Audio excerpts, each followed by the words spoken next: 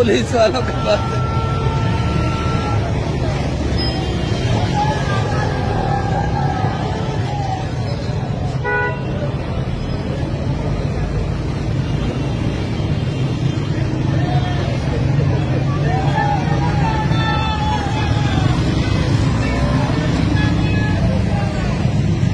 कल 25 को मुलाजमीन का एक ठाठे मारता हुआ समुंदर जो कि तमाम इजला में तैयारी मुकम्मल हो चुकी है।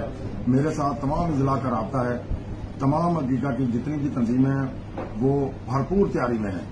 इंशाल्लाह लीव एनकैशमेंट 17A और जो पेंशन ग्रेजुएटी का सालमाना नोटिफिकेशन है उसको हमने हर हालत में वापस करवाना है और जो 30% डिस्पैरिटी वफाक ने दी है वो भी हमने लेनी है इंशाल्लाह।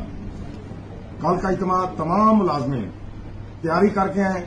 हो सकता है कि वहां आपको कुछ देर बैठना पड़ जाए और जब तक आपको कुछ मिलेगा नहीं हम वहां से हिलने वाले नहीं है। इंशाल्लाह कल हक का दिन है।